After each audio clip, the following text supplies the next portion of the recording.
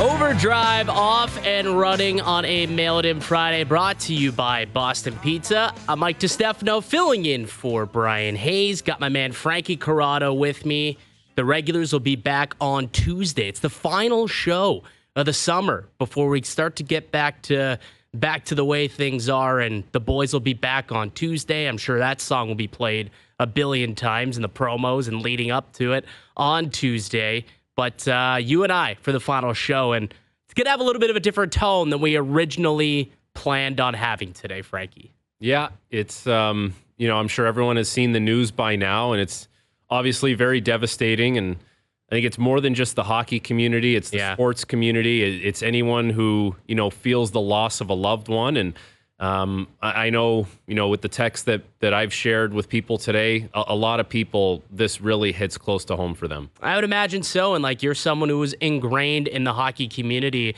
And for those who are just joining us and aren't up to date on what happened last night, the tragedy struck the hockey league when Johnny Gaudreau and his brother Matthew were riding bicycles in Oldman's Township in New Jersey, a community near where they grew up, and a Jeep Grand Cherokee that was attempting to pass a couple of vehicles had struck them last night, and they were pronounced dead on the scene.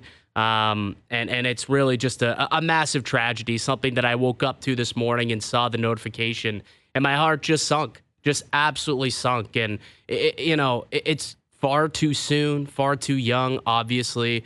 But then after reading everything that I'm seeing from his teammates, from people who covered the game, it seems like just salt of the earth human being. And it's truly, truly a tragedy. Listen, Johnny, hockey player, was one thing. We all got to see that on the biggest stage. He was an unbelievable talent. Obviously, an undersized player with a big heart and extremely competitive. For him to be able to do what he did in his career and carve out the career that he did, it takes a special talent. It also takes a certain kind of mindset. Yeah, and he was ultra competitive. But, more than the hockey player aspect, this is a son, a brother, a cousin, father, a husband, a father. I mean, it's just, there's so many people that are affected by this. And it really is tragic. It's devastating. And we send our heartfelt condolences to the Gaudreau family. Absolutely. So Gord Miller is going to join us in a couple of minutes here. Obviously, Gord, longtime member of the hockey community, he'll have some thoughts on the situation that unfolded last night. Brian Burke is going to join us at 5:05 too. Berkey obviously spent a lot of time with Johnny Gaudreau with their time in Calgary. He would have watched Johnny grow up into the man that he had become, watched him enter the league. And so Berkey will be really, really good to hear from him and maybe get some stories out of him on how he remembers Johnny Gaudreau. And then Salum Valji, our TSN Calgary Bureau reporter, at 6:05. He'll kind of tell us a little bit about what's going on in Calgary. I'm seeing online a bunch of people showing up to the Saddle Dome, and they've got a whole bunch of flowers and Skittles and purple Gatorade, like stuff that he was known for. I remember I was listening to a story once before about, I think it was also reiterated. Yeah, we're showing it here up on TSN too. A story that Jermaine Franklin was talking about this morning on the morning show about how he had learned to skate. I guess his father went and just placed Skittles out on the ice, and he had to chase around and grab Skittles. And, so that's something that a lot of people really kind of link to Johnny Gaudreau. So to see people going out there and paying their respects, leaving a bag of Skittles, kind of hit me in the feels a little bit too. For sure. And, having played in the league, you talk to guys, you cross paths with guys, and, you ask about certain players, what's this guy like? What's that guy like? You've never heard a bad word about Johnny Gaudreau. Yeah. All you hear is unbelievable person, teammate, great person in the locker room, really fun to be around. It's just, it's really difficult news to hear. If it was anyone we lost in the hockey community, it would be very tough. But Johnny Gaudreau was loved by his peers. Yesterday there was an interview that's kind of going viral now. Sean Monahan, who was a longtime teammate of him when he was in Calgary, and obviously this past offseason signed in Columbus, and was really excited to get back. And he was talking about how stoked he is to get back to playing with Johnny, and they have kids that are the same age growing up together. And I think about a guy like that today, someone who really spent a lot of time with them and was happy to reconnect this upcoming season. I think we have the audio if we want to play it really quickly before Gord Miller joins the show in a couple of minutes. Johnny's one of my best friends, and I think to go full circle, kind of start when I was 18, 19 with him, and come back to be able to play with him again is pretty cool. And we both have sons that are, I think, 2 or 3 months apart, so they get to kind of grow up together. Yeah, it's heartbreaking, man. Heartbreaking stuff. How can you think you're going to be around someone, you think you're going to, I don't know, you're going to see that person live a whole other life after hockey, Al's brother. Like at 31 years old, he's still got a lot of time left in the NHL, but there was a whole life for him to live after hockey with his family, with his wife, with his kids, and that's gone now. And that's it's heartbreaking. It's heartbreaking and absolutely tragic. Let's bring in Gord Miller, TSN play-by-play, TSN hockey analyst. And tragic news today, Gord, with the sudden passing of Johnny and Matthew Gaudreau near their hometown in New Jersey. Both young men struck by a truck late last night out on a bike ride. What was your initial reaction to the news that you heard today, Gord? Well, I think like everyone, just shock, and it's just so hard to imagine, on so many levels. I saw Johnny for the last time at the World Championship in May in Prague, and he was just, he was so happy. He was excited, becoming a father for the second time. He loved to play hockey. I met him at the World Junior Championship, the 2013 World Junior in Russia, and Ray Ferraro and I have told the story many times that the first time we saw him, he was warming up in the hallway in shorts and a T-shirt. And Ray and I were like, that's the guy who's ripping it up in college hockey? Really? But then you talk to him and you just saw the passion and the joy he had for the game. And, every time you saw him, he had a big grin on his face. He was, even when times were tough, he just loved to play the game, and he was a student of the game. He loved to talk about it. He always wanted to stove it up, as he said, and it's just really hard to imagine. And Matthew's widow was pregnant and due in December. Their sister was getting married today. It's a horrendous tragedy, and it's needless and senseless. That now the person is not convicted yet, but charged with impaired driving. Yeah, and that is just such a senseless, horrible thing to kill two people like that. Gord, one of the things that comes to mind, you're down there at morning skate. You're always in talking to guys and. It's different for you being the play-by-play guy. You're not a beat reporter, so you're not exactly asking the hard-hitting questions. You're more chatting and getting to know guys. In your experiences with Johnny Hockey, any conversations that kind of stand out for you after a morning skate or anything like that? It was funny because he watched everything. Like he knew what was going on in the league. And he loved to hear what was going on. He always wanted to hear, like, what's going on? What's the dirt? What's the news? What's the scoop? And I just think that, to your point, Frankie, I don't interview players so much as I talk to them. And I think that, over the course of a season, there are players that I'll only see like 2 or 3 times, but you see them sort of 2 or 3 times over the course of a decade. And, it's sort of it's a nice catch up. And I think the thing about hockey is what a community it is. And we're seeing that certainly today. And it's a small community relative to a lot of other sports.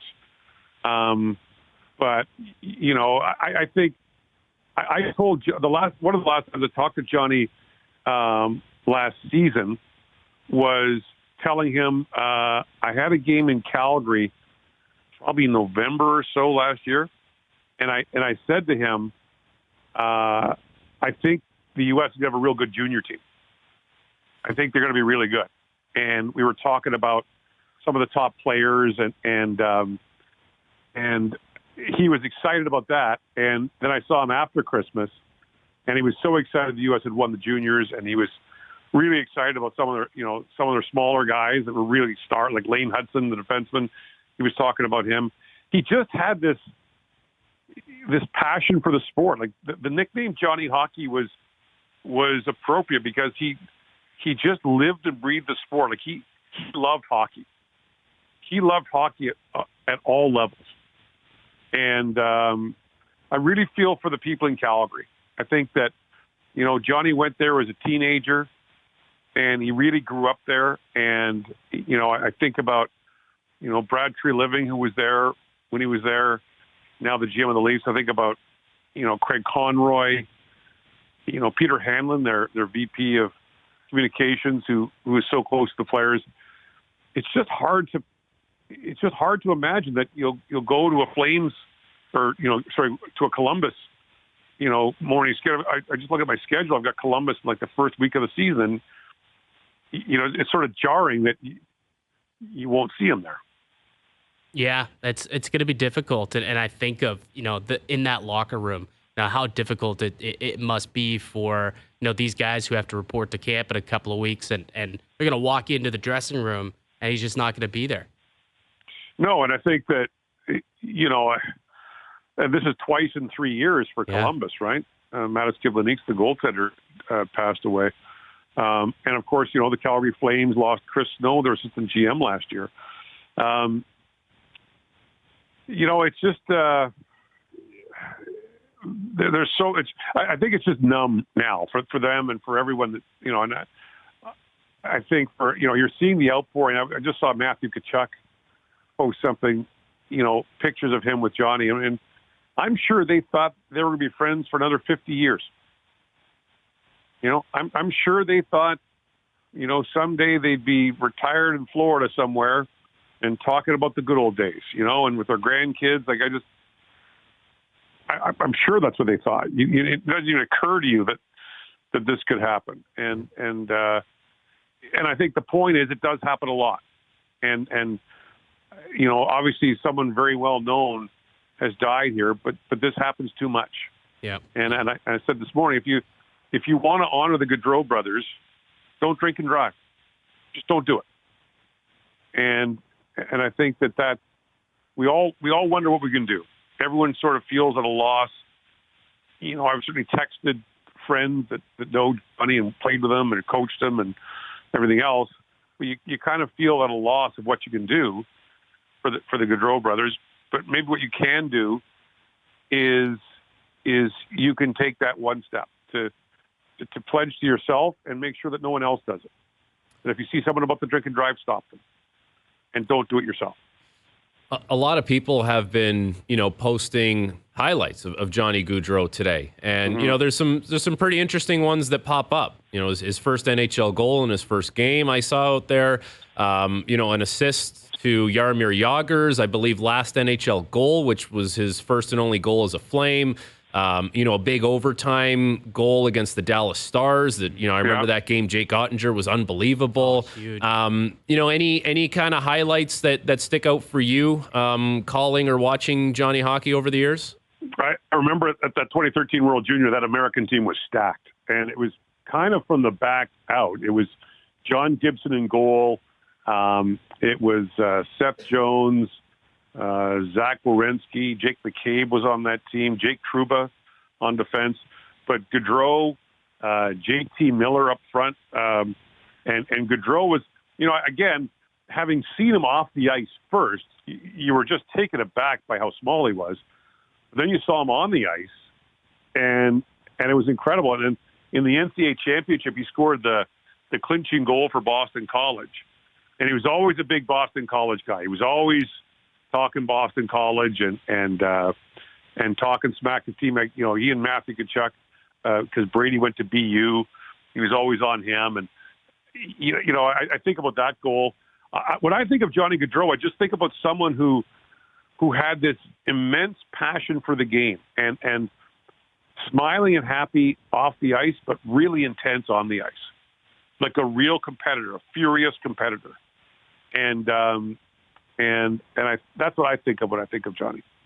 Yeah, and look, you got to be a pretty special talent to get the nickname Johnny Hockey. Like that's quite a moniker to have. Like, and he earned it. He earned it. Yeah, and I mean, he deserved it. 100%. And like, Gord, what legacy or impact do you think he leaves on the hockey world or the game of hockey? Well, I would say that there's a whole generation of undersized players who viewed him and a few other players like him as their role models. Yeah. I think when you see smaller players, at any position who want to make it, they would view Johnny Gaudreau as not just a guy who made it, but who excelled. 100-point player, a star. God, you think about, a chance to play in the Olympics in a couple of years, all of that. I mean, I think that's the legacy for a lot of people would be a guy who was undersized, who didn't just make it, but was a dominant player in the NHL. I guess part of that dominance, Gord, and you would have been up in the booth, watching him. I wonder how many times you saw Johnny Hockey with the puck, maybe do a little bit of a twist and a turn, and you thought someone was going to hit him, and you were getting ready to say, so-and-so hits him, but he doesn't, and he gets away from him. Like he was slippery, so elusive. I think one of the things he had, which a lot of great players had, was his ability to disrupt the timing of the game. There's sort of a rhythm to the game that most people follow, but a few people are able to disrupt it, to make the pass sooner or later than you would expect, to put it in a place you wouldn't expect, to pass it harder or softer than you might expect. And he had those unbelievable hands, like just incredible mitts. But also the hockey sense and the ability to disrupt the game, which is what the really special players have. Some players overpower people, either with their speed or their size, but other people play the game. They play it. And I always think Johnny Gaudreau played it. Yeah, played it with a smile. Gord, really appreciate taking the time on a tough day like today to chat with us. We'll talk again soon, buddy. Take care, guys.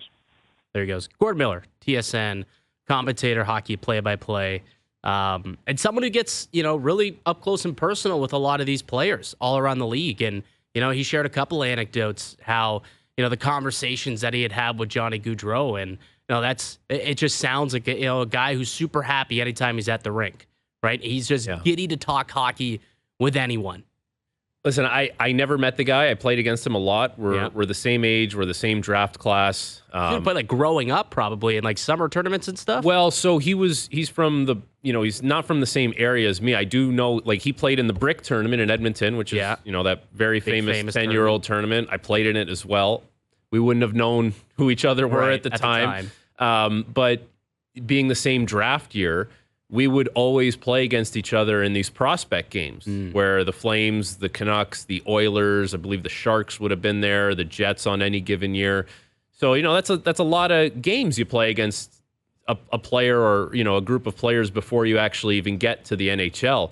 And it was crazy to watch this guy out there at that level because he was so dominant. Well, and he was so slippery, and you couldn't catch him and you couldn't touch him. It sounded like you had legitimate, like firsthand experience with the Johnny Gaudreau slipperiness. It was unbelievable, man. It was unbelievable. You'd be lining him up, and then all of a sudden he's there, and then he's not. Lining him up, or just you kind of think you have him contained, and then you don't. Like he was something else. He was a very, very unique talent. But I think he was so competitive. Yeah. Didn't matter if you were 6'3", 6'4", he was going to find a way to get that puck off you or get around you.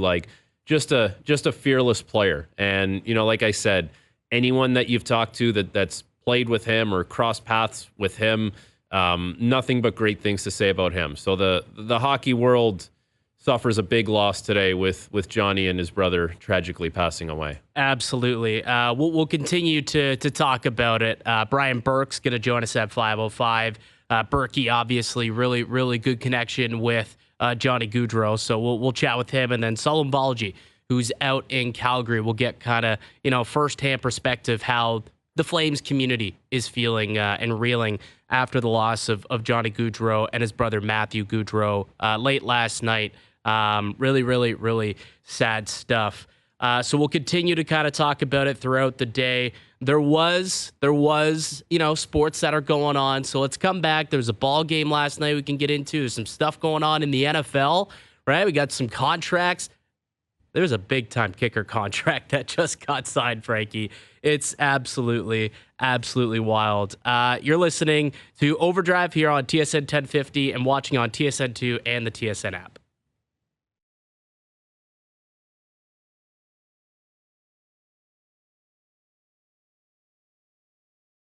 Welcome back into Overdrive up on TSN2, also up on TSN 1050. It's Mike Distefano and Frankie Corrado filling in for the regulars. They'll be back, though. They'll be back on Tuesday. There'll be a lot of happy people when they're back. Yeah, there will be. But it's like, it signifies there's a few things happening. Of course, hockey season is right around the corner. Everyone wants to talk about that. Everyone wants to talk about the Leafs. But you're back in the mix doing some NFL stuff here. Yeah, very exciting times. There was some exchanging of tweets this week. It's starting to ramp up, isn't it? It's starting to go back and forth between Team Hayes and Bro and those losers on the other. And look, I'm ready for it, man. Next Thursday, it's go time. We got the Chiefs, Ravens. Going to be an unbelievable game. I'm excited. And it's not only just Thursday. You got Thursday, you've got Friday, and then you've got all day Sunday, it's amazing. Monday. Oh, it's going to be glorious. This is the final Sunday. This Labor Day Sunday coming up. The final Sunday that we have to ourselves for the next very, very long time. So you spend it wisely, use it wisely. Yeah, there's going to be a lot of unhappy wives and girlfriends, and there's going to be some couch cushions that take a beating here for the next few months. Are you a TikTok guy? I'm not a TikTok guy. No, So, Instagram. Yeah, I'm not on TikTok anymore. So have you seen these videos that are kind of floating around there of husbands and boyfriends showing up to their ladies and giving them a 2 weeks notice? Oh yeah, type I've of seen thing, this. saying the next however many Sundays I'll be out of commission for anything from the hours of 12 to 12 on Sunday. And that's the way it goes, man. Once football gets going, it's go time, especially Thursdays. Those Thursdays, or Sundays rather, Thursday nights. But those Sundays, man, you don't get a whole lot done. I remember there was one Sunday where I did my step count, right? And it was in the -6. No, I had a couple trips to the bathroom probably, but it was in the 100. It was bad. It was really, really bad. That's what happens, man. But it's all good. News is ramping up. Well, we finally got a resolution to the Brandon Aiyuk situation. For all off season, we've been hearing, oh, this guy's, he wants to get out of San Francisco, requested a trade. Sounds like the Steelers are close. Sounds like the Patriots, the Browns. It sounded like every week there was a new landing spot for Brandon Aiyuk. And it sounded like any of those teams that he was going to go to, he would have zero chance at winning. Well, it's funny because, he apparently didn't want to go to New England because there was no quarterback to throw him the ball. But I look at Cleveland and I look at Pittsburgh. There's also no quarterback to throw him the ball. There actually might be a quarterback in New England. He's just not going to get the ball because his offensive line is so bad. They don't want to throw him to the Wolves. They don't want to ruin the poor kid. So they'd rather sacrifice Jacoby Brissett before they figure out what the O-line is going to look like. Which might be the right call. To be honest with you, might be the right call. 100% is the right call. Don't ruin the kid, man. Patriots fans are going to hate that. They want to see Drake May on day one. They're going to want to see him, but it is the right call. Just give the kid a little bit to figure things out and allow that offensive line to maybe develop. They're quite young. But before you throw them out to the Wolves, let Jacoby kind of have to be the veteran. But Brandon Aiyuk, to get back to him, Brock Purdy is the best quarterback that was going to be throwing him the ball this year. So he's sticking around in San Francisco. It's a 4-year deal, 120 sheets.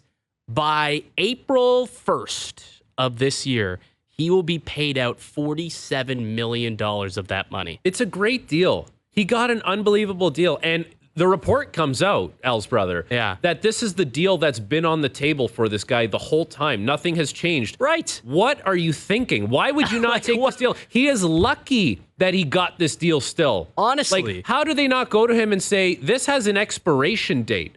Would they miss Brandon Aiyuk that much? McCaffrey's the first option, then Deebo Samuel, I'll say and this, then Frankie. George Kittle. I'll say this. I will say this. He does mean more to that offense, and I think people lead on because a big part of that team is the run game. And Brandon Aiyuk is one of the best run blockers in football. Fair. So you got someone on the outside, right? You're gonna run Christian McCaffrey out, whether it's on a little screen pass, you're gonna end up getting him out on a pitch play. You want Aiyuk downfield blocking for you. He's been tremendous at that for years. And on the goal line, he could come in and stick a linebacker if you're trying to go outside. So he will bring he would have been a big time loss from a blocking perspective.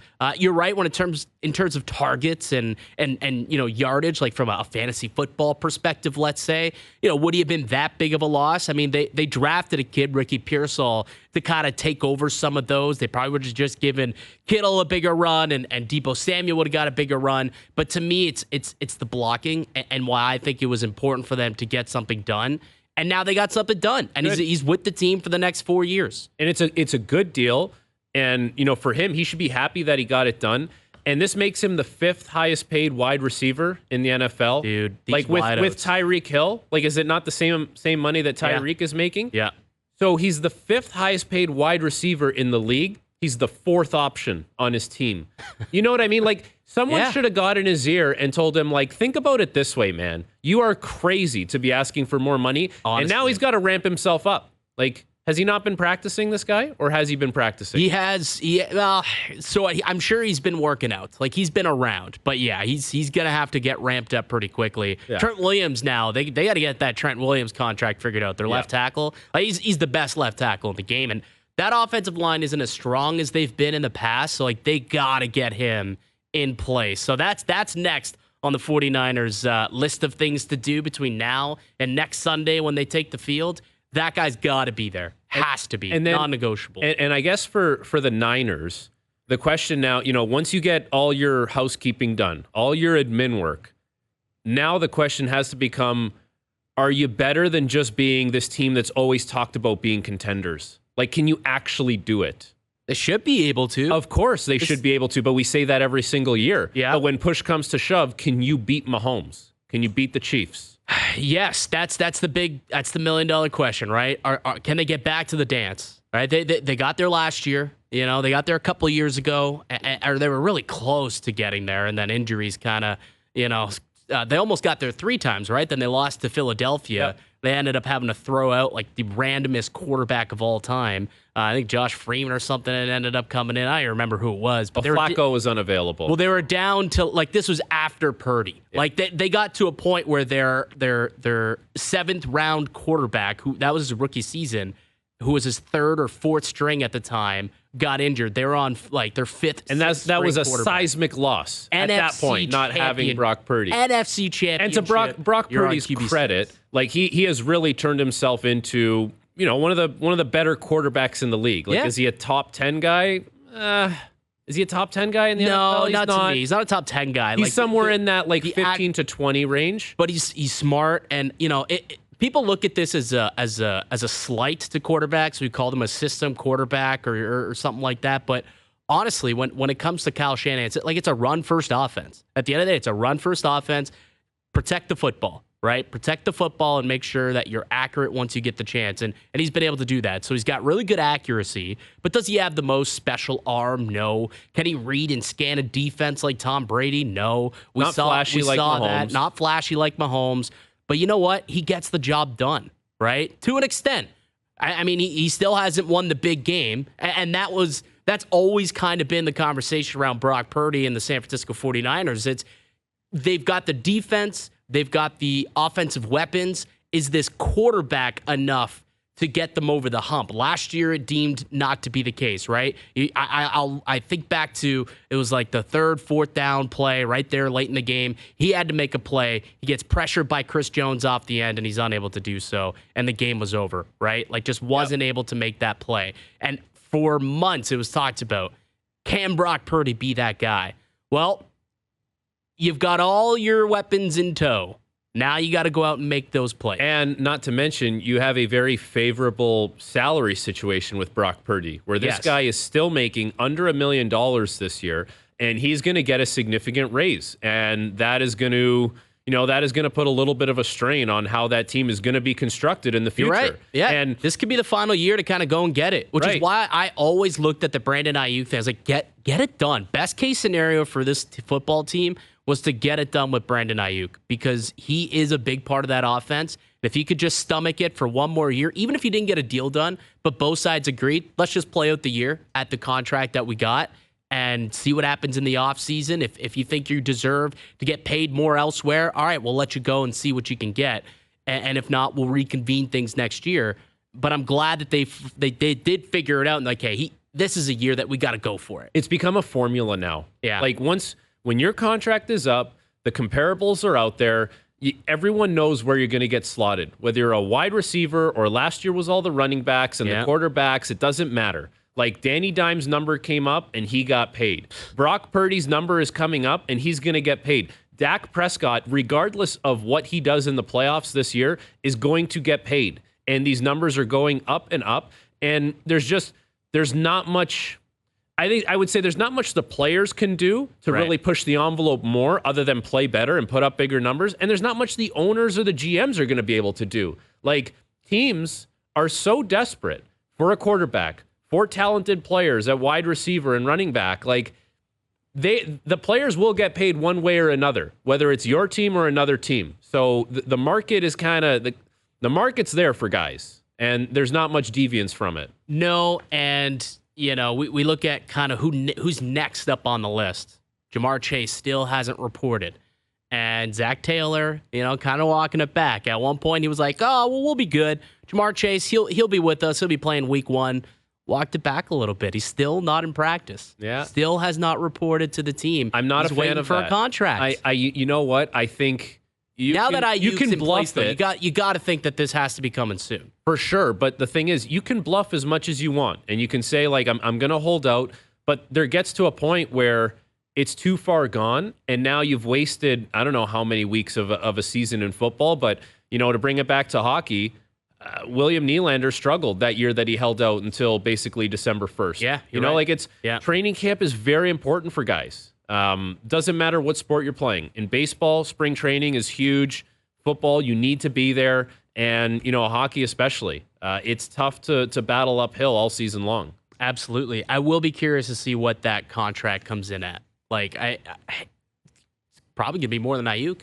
It has to be. Got to be more than Aiyuk, because right now, like, CeeDee Lamb, he got paid. I think it comes in below CeeDee Lamb. I think we're looking at, like, A.J. Brown type numbers. Like, and CeeDee Lamb is 2? Like, he's right under Jefferson? He's right. Yeah, so you got Jay Jettis at $35 million, and then you got CeeDee Lamb just signed his deal at $34 million a year. A.J. Brown at $32 million a year at 3. I think that's probably the number that we're looking at right now when it comes to Jamar Chase. Yeah. That's the market, though. I know. So if you know what? I guess if you're the team, you want to run the risk of not having that player out there. Like, it is a little bit of a two-way street. You just have to hope that your team has enough around that you don't feel that loss. It's not as significant. Did you ever think that the kickers market would get to a point where we're seeing contracts, a 4-year deal, $22 million for Cameron Dicker? Yeah. Dicker the kicker.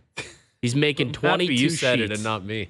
It's his name. I don't know. What's his name? What do you want me to say? It is his name. It's his the name. nickname. It's the moniker. Yes. You know? It's his name. That's the moniker. That's there, a lot of money. Guess what? For that kind of money, do not miss any kicks. You have one job. Just kick the damn thing into the uprights. It's funny, too, because for years, the Chargers had the worst luck.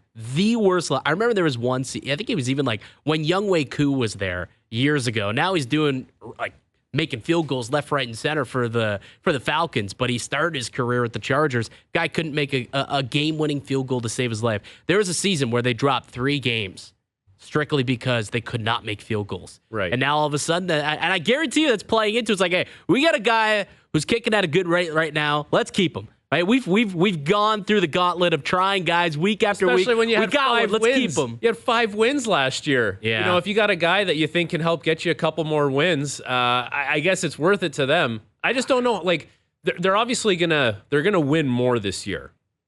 Just how much more? I mean, that's the question. How much more? I don't know. I think it's going to be a bit of a struggle in Harbaugh's first year back with the Chargers. I'll be curious. We're going to have Mike Golick on the show at 5:30, kind of, get his thoughts on how that's this an team's gonna intriguing look. team. That is an intriguing team. Because Justin Herbert, he's got all the tools. Oh, yeah. He just needs to find a way to kind of close the deal. He's got no weapons. That's the issue. Like, For sure. Unlike San Francisco, where Purdy's set. Purdy's got what he wants. Purdy's got what he needs.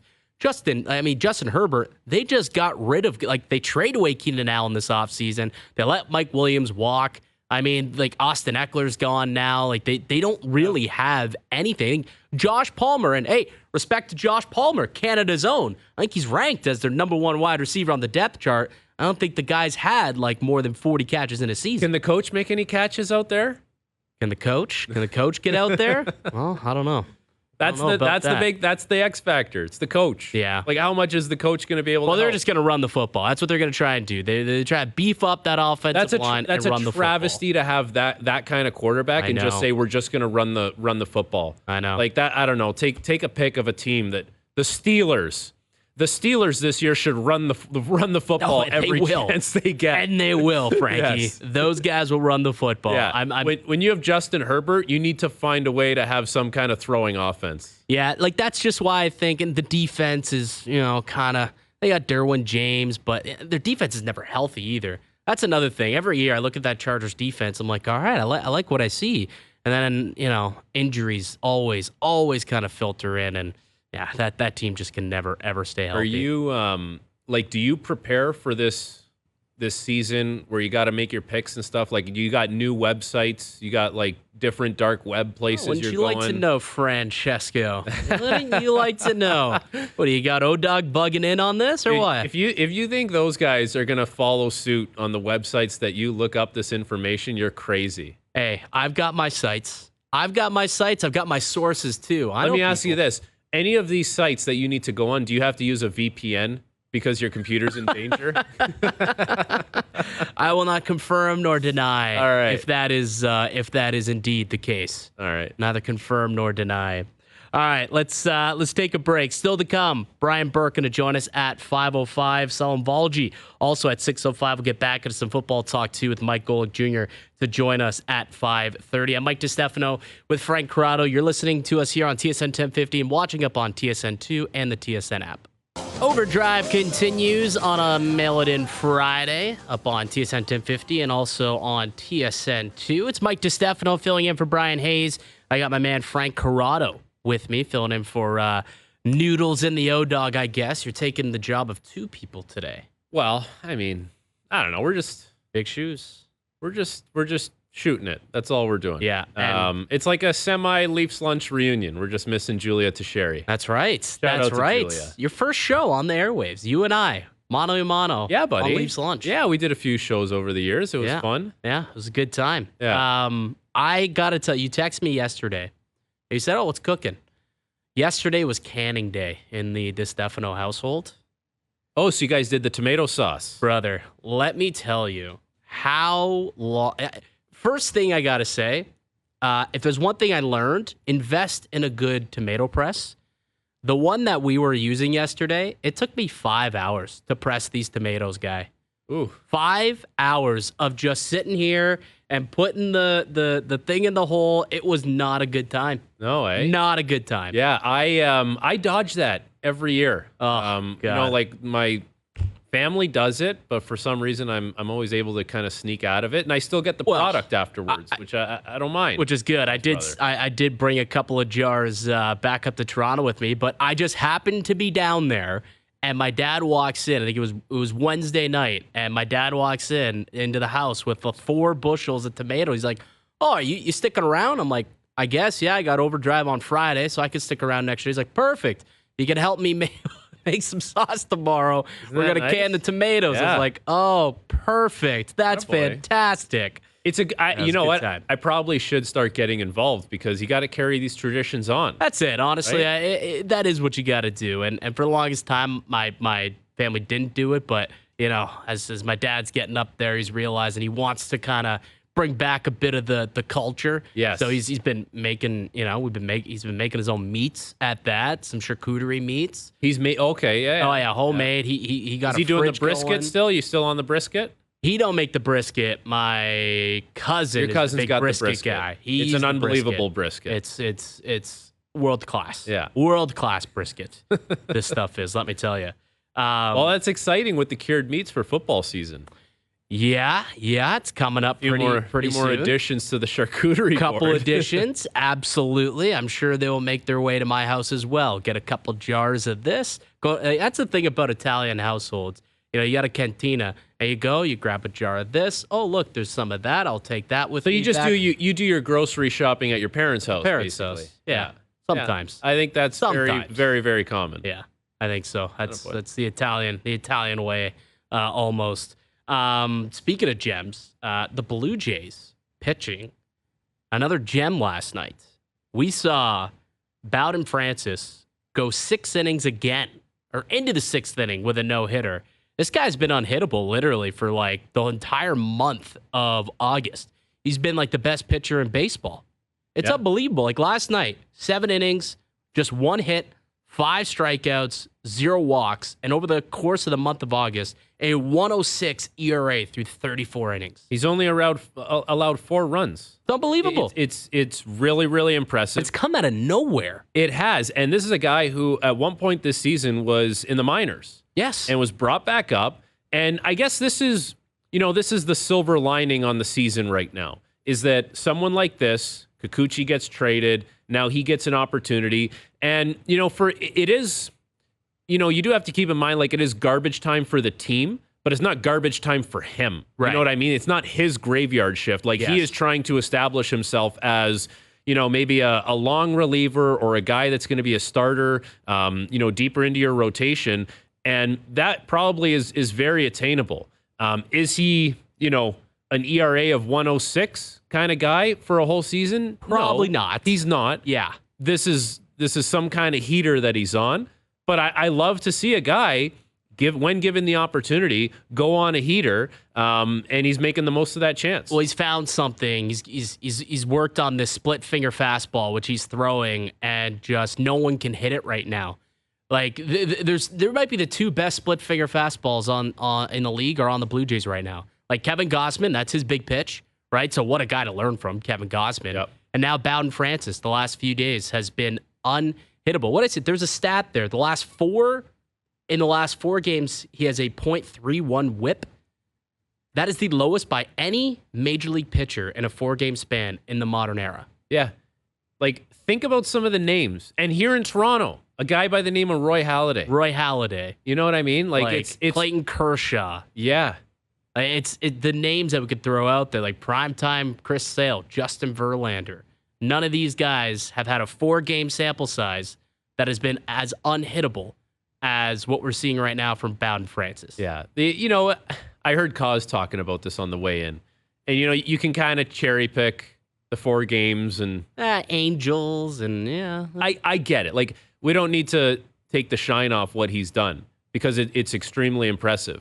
But I think it's something that you have to be optimistic about if you're a Jays fan, knowing that, in this lost season, maybe something is not lost. And this guy seems like he's for real.